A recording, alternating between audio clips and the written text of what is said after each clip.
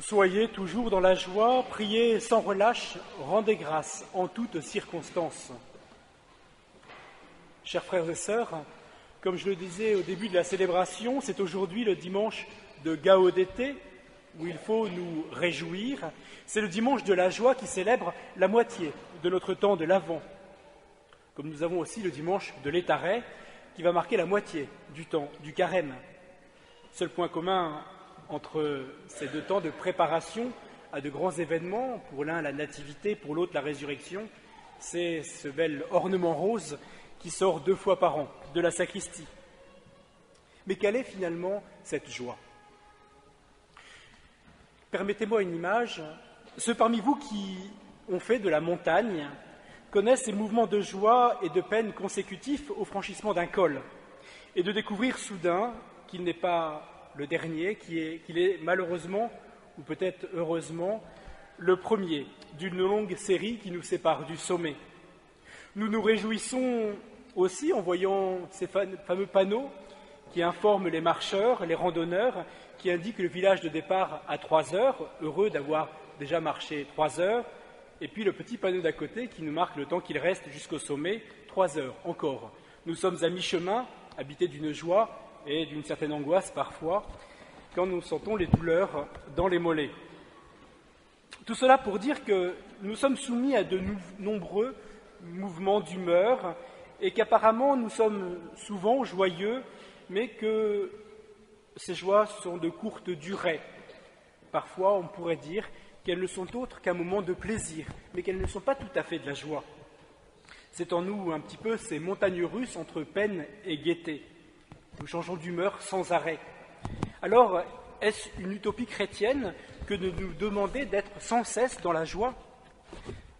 Permettez-moi une autre image. Je ne peux céder à la tentation. Vous recevez sans doute des mails de vos amis, et certains de ces amis utilisent ce que l'on appelle des émoticônes. Émoticônes, ça vient de émotion et icône. C'est des petites images, c'est des petits bonhommes avec des figurines, des petits yeux, petits nez, petites bouches, qui montrent de la joie, de la peine, de l'angoisse, de l'inquiétude, avec une écharpe quand il fait froid, par exemple aujourd'hui, et des lunettes de soleil quand il fait très chaud. Et puis vos amis vous racontent la journée en mettant des petites figurines, tous les 3 mots à peu près, qui passent de la joie à la peine, de l'angoisse au youpi, ou tout va bien, tout va mal. Et pour finir, en fait, c'est un peu la crise. Donc si on trace une courbe de ces mails, eh bien parfois, c'est un peu les montagnes russes dans une seule journée. Ça fait beaucoup pour un seul homme ou une seule femme. Quelle angoisse, quelle fatigue, finalement, de réduire nos journées à tous ces mouvements d'humeur, ces mouvements permanents de plaisir et de déplaisir. Même s'il est vrai que dans nos journées, nous avons des moments plaisants, nous avons des moments difficiles, nous avons des moments de souffrance. Mais la joie dont parlent nos lectures de ce jour, ce n'est pas la joie comme une satisfaction, ce n'est pas la joie comme le résultat d'une situation plaisante, ce n'est pas la joie comme le bon déroulement de nos projets, ce n'est pas la joie comme une gaieté jouissante et passagère. Non. La joie dont parlent nos lectures et la joie chrétienne dont parle le Christ et que l'Église nous accompagne à vivre quotidiennement, ce n'est pas une sensation, c'est un état. C'est un état parce qu'elle est une attitude. Et plus que cela, j'ai envie de dire, elle est un choix. Elle est une grâce à demander le matin au Seigneur pour toute la journée. Elle est un petit peu, si l'on peut dire, comme un vêtement qu'il nous faut enfiler. Car la joie n'est pas basée par mon ressenti, par ce que je vis actuellement. Ma joie est basée sur ce qu'il y a devant moi. Elle est basée sur une espérance, sur l'assurance d'un bien à venir. Peut-être est-il difficile à acquérir, mais un bien dont nous avons la certitude de l'obtenir, car d'une certaine manière, nous l'avons déjà reçu par avance, un peu comme le sommet de la montagne qui est déjà acquis, mais pas encore goûté.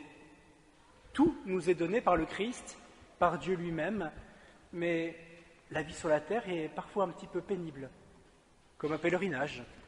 Nous savons que nous allons arriver à la chapelle, à l'église, au calvaire, Mais voilà, le chemin est une distance à parcourir. Mais revenons un instant, si vous me le permettez, à notre bon prophète Isaïe. Que nous dit-il ? Il m'a envoyé porter la bonne nouvelle aux pauvres, guérir ceux qui ont le cœur brisé, annoncer aux prisonniers la délivrance et aux captifs la liberté.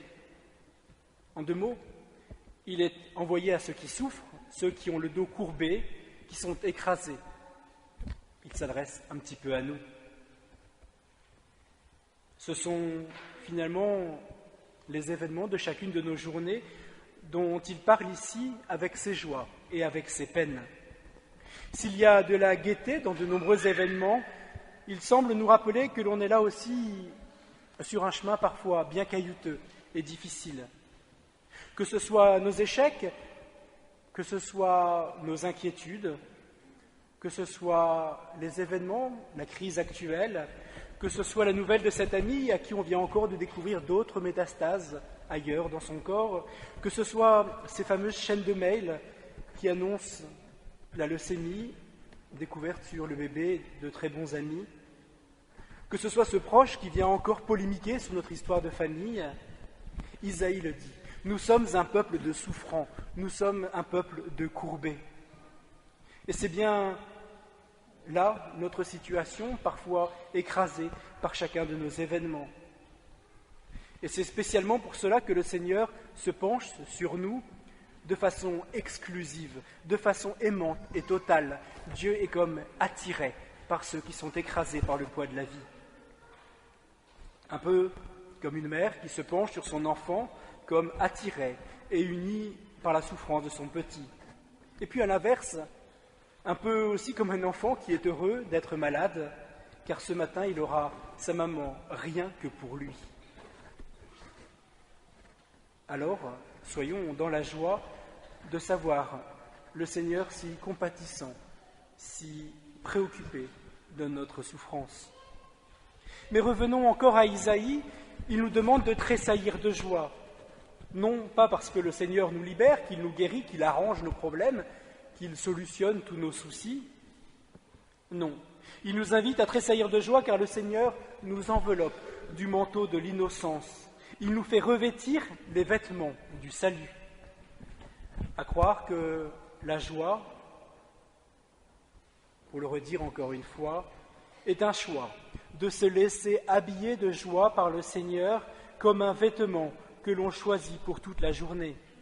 Isaïe nous dit que nous pouvons choisir la joie. Certes, ce ne sont pas nos propres vêtements, ce sont ceux de Dieu. Ce vêtement est un vêtement de joie car c'est un vêtement de salut, de sauvetage. Il s'agit bien plus d'un vêtement que des simples feuilles cousues par Dieu lors de la Genèse pour recouvrir la nudité d'Adam. Il s'agit bien plus, il s'agit d'une tunique tissée d'une seule pièce qui vient recouvrir la souffrance du fils prodigue. C'est la tunique tissée d'une seule pièce que les gardes se tireront au sort au pied de la croix de notre Seigneur. Vous qui avez revêtu le Christ par votre baptême, soyez dans la joie. C'est le Christ notre joie, ce n'est pas forcément nos événements au quotidien. En effet, par notre baptême, nous avons reçu en héritage le sommet de la montagne.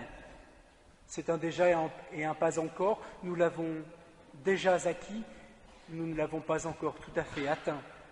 Alors pendant la marche, il faut se rappeler que le sommet nous est déjà donné. Certes, nous ne sommes pas encore arrivés, mais nous sommes dans la certitude qu'il est possible de l'acquérir. Certes, notre corps et notre cœur nous tiraillent, mais rappelons-nous le vêtement que nous avons fait, que nous avons pris, le vêtement que nous avons choisi de porter ce matin. Ayons foi en lui, car plus qu'un vêtement, c'est le corps même du Christ que nous avons revêtu et que nous faisons le choix de revêtir jour après jour. C'est bel et bien ce même corps que nous offrons sur cet autel lors de cette messe. Soyons toujours dans la joie, priez sans cesse, rendons grâce en toutes circonstances. Le moyen qui nous est donné, c'est la prière. On ne peut faire mémoire de ce choix du matin en dehors de la prière.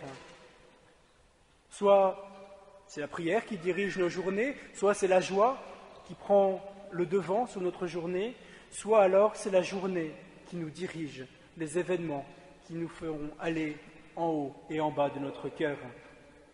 Soit c'est le pilote qui gouverne le navire, soit c'est le bateau qui gouverne le marin. On me dirait peut-être que c'est comme ça qu'on a découvert les Amériques, mais c'est un petit peu risqué. Il faut reconnaître qu'il nous faut prier sans relâche pour faire le choix de marcher vers l'héritage que Dieu nous a déjà donné. Ainsi, dans la peine, nous reposerons nos yeux sur le sommet, sur celui qui nous a tout acquis par avance, car il est cette lumière, nous dit saint Jean. Il est celui qui nous éclaire pour nous redonner la direction et espérer de nouveau en Dieu, le sommet de toute notre vie. Mais aussi, il éclaire les vêtements de foi que nous portons pour que nous nous rappelions, pour que nous faisions mémoire. Alors, chers frères et sœurs, soyons toujours dans la joie, prions sans cesse, rendons grâce en toutes circonstances. Pour cela, il est absolument nécessaire de faire mémoire. Il est absolument nécessaire de voir le chemin parcouru pour retrouver la gaieté et ne pas se satisfaire des petites joies sensibles et rapides, mais bel et bien pour rendre grâce en toutes circonstances, car le Seigneur nous a revêtus du Christ, il est notre joie et notre espérance. Alors, la joie du chrétien ne nous oblige certes pas à sourire d'un sourire naïf et de dire que tout est beau, tout est rose. Non. Cette joie nous donne un cœur en paix, un peu comme ces paroles de Jean le Baptiste qui va aplanir les montagnes, les ravins et les terrains bien escarpés. Certes, notre chemin sera difficile, mais le Seigneur va aplanir d'une certaine manière toutes ces difficultés.